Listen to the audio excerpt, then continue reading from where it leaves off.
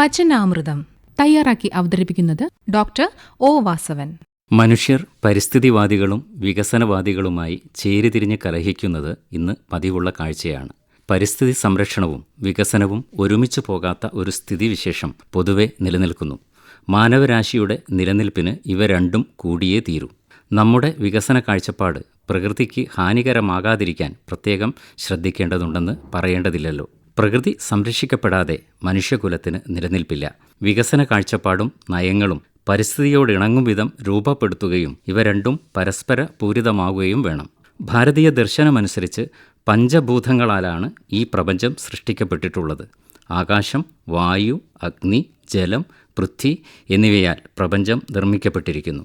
പഞ്ചഭൂതങ്ങളുടെ പ്രത്യേക താളക്രമത്തിലാണ് പ്രപഞ്ചം നിലനിൽക്കുന്നതെന്ന് വിശ്വസിക്കപ്പെടുന്നു.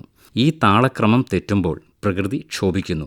ഇതിന് കാരണക്കാരാകുന്നതോ മനുഷ്യരും. പ്രകൃതിയിലെ മറ്റു ജീവജാലങ്ങളുമായി ഇണങ്ങിച്ചേർന്ന് പഞ്ചഭൂതങ്ങളുടെ താളക്രമത്തിന് കോട്ടം തട്ടാതെ ജീവിക്കാനാണ് വേദങ്ങൾ ഉപദേശിക്കുന്നത്. ഭൂമി മാതാവും മനുഷ്യർ ഭൂമിയുടെ സന്താനങ്ങളും എന്നതാണ് നമ്മുടെ സങ്കല്പം. നാം അധിവസിച്ചു പോരുന്ന ഭൂമിയെ അമ്മയായും ദേവിയായും ആരാധിക്കുന്ന പാരമ്പര്യത്തിൻ്റെ പിന്മുറക്കാരാണ് നാം എന്ന കാര്യം വിസ്മരിക്കരുത്. സമുദ്രവസനേ ദേവി പർവ്വതസ്തനമണ്ഡലേ വിഷ്ണുപത്നി നമസ്തുഭ്യം പാദസ്പർശം ക്ഷമസ്വമേ. സമുദ്രമാകുന്ന വസ്ത്രത്തോടുകൂടിയ, പർവ്വതമാകുന്ന മാറിടത്തോടുകൂടിയ വിഷ്ണുവിൻ്റെ പത്നിയായ ഭൂമിദേവിയെ ഞാൻ വന്ദിക്കുന്നു. എൻ്റെ പാദസ്പർശം ക്ഷമിച്ചാലും. പാദങ്ങൾ ഭൂമിയിൽ സ്പർശിക്കുന്നതിനു മുമ്പായി കൈകൾ കൊണ്ട് ഭൂമിയിൽ തൊട്ടുവണങ്ങി ക്ഷമാപണ മന്ത്രം ചൊല്ലണമെന്ന് ആചാര്യന്മാർ അനുശാസിക്കുന്നു.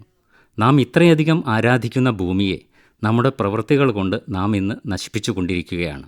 സ്വാർത്ഥ ലാഭത്തിനായി പ്രകൃതിയെ ചൂഷണം ചെയ്യുമ്പോൾ മഹാദുരന്തങ്ങളായി നമുക്ക് തിരിച്ചു കിട്ടിക്കൊണ്ടിരിക്കുന്നു. വികസനത്തിൻ്റെ നേട്ടങ്ങൾ നമുക്ക് അനുഭവിക്കാൻ കഴിയണമെങ്കിൽ പ്രകൃതി സംരക്ഷിക്കപ്പെടണം. ദാരിദ്ര്യ നിർമ്മാർജ്ജനം, എല്ലാവർക്കും തൊഴിൽ തുടങ്ങിയ സുസ്ഥിര വികസനത്തിൻ്റെ കാഴ്ചപ്പാടുകളുമായി ലോകം മുന്നേറിക്കൊണ്ടിരിക്കുകയാണ്. കാലാവസ്ഥാ വ്യതിയാനമെന്ന ഭീഷണിയെ നേരിടാനുള്ള ശ്രമങ്ങളും ഒരു ഭാഗത്ത് നടക്കുന്നു. ആഗോളതാപനവും വ്യാവസായിക മലിനീകരണവുമെല്ലാം ആശങ്കപ്പെടുത്തുന്ന കാര്യങ്ങളായി നമ്മുടെ മുമ്പിലുണ്ട്.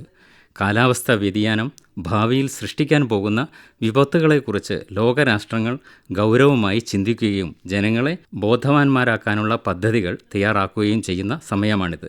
വനങ്ങളും തണ്ണീർത്തടങ്ങളുമൊക്കെ സംരക്ഷിക്കപ്പെടേണ്ടതിനെക്കുറിച്ചുള്ള ബോധവൽക്കരണം നടക്കുമ്പോഴും ഓരോ ദിവസം കഴിയുന്തോറും പരിസ്ഥിതി പ്രശ്നങ്ങൾ സങ്കീർണമായി കൊണ്ടിരിക്കുകയാണ്. ആധുനിക ശാസ്ത്ര സാങ്കേതിക വിദ്യയുടെ സൗകര്യങ്ങൾ ഉപയോഗപ്പെടുത്തിക്കൊണ്ട് ജീവിതം സുഖകരവും ആസ്വാദ്യകരവുമാക്കാനാണ് മനുഷ്യർ എക്കാലത്തും ശ്രമിച്ചിട്ടുള്ളത്. പ്രകൃതിയെ മറക്കാതെ മാനവിക മൂല്യങ്ങൾക്ക് സ്ഥാനം നൽകിക്കൊണ്ട് ജീവിതം നയിച്ചാൽ ഇനി വരുന്ന തലമുറകൾക്ക് കൂടി ഇവിടെ സുഖമായി കഴിയാനാകും. ഭാരതീയ ദർശനമനുസരിച്ച് പ്രകൃതിയെ ചൂഷണം ചെയ്യുകയല്ല, ദോഹനം ചെയ്യുകയാണ് വേണ്ടത്. ഗോദോഹനം പോലെയാവണം. പശുവിന് പുല്ലും വെള്ളവും കൊടുത്ത് പശുക്കിടാവിന് വേണ്ട പാൽ കൊടുത്ത് ബാക്കിയുള്ളതാണ് കറന്നെടുക്കുന്നത്. ഇതുപോലെ പ്രകൃതിയെ പരിപോഷിപ്പിച്ച് പരിപാലിച്ച് വേണ്ടവിധം സംരക്ഷിച്ച് നമുക്കാവശ്യമുള്ള വിഭവങ്ങൾ എടുക്കുകയാണ് ചെയ്യേണ്ടത്. ആധുനിക കാലത്ത് ജീവിതശൈലിയിലുണ്ടായ മാറ്റങ്ങൾ പ്രകൃതി വിഭവങ്ങളുടെ വിനിയോഗത്തിൻ്റെയും ചൂഷണത്തിൻ്റെയും തോത് വലിയ രീതിയിൽ വർദ്ധിപ്പിച്ചിട്ടുണ്ട്. വികസനത്തിനായും പ്രകൃതി വിഭവങ്ങളെ അനിയന്ത്രിതമായി ഉപയോഗിക്കുന്നു. ഈ ഭൂമിയിലെ ജൈവസമ്പത്തും വിഭവങ്ങളും ഇല്ലാതായാൽ പിന്നെ മനുഷ്യന് നിലനിൽപ്പില്ല. ഈ യാഥാർത്ഥ്യം ഉൾക്കൊണ്ട് പ്രകൃതിയോടും സകല ജീവജാലങ്ങളോടും ഇണങ്ങി ജീവിക്കുക എന്നതാണ് കരണീയമായിട്ടുള്ളത്. ഈ ഭൂമിയോടുള്ള കരുതൽ അത് വരും തലമുറയോടുള്ള നമ്മുടെ കടമ കൂടിയാണ്. വചനാമൃതമാണ് നിങ്ങൾ ഇതുവരെ കേട്ടത്. തയ്യാറാക്കി അവതരിപ്പിച്ചത് ഡോക്ടർ ഒ വാസവൻ.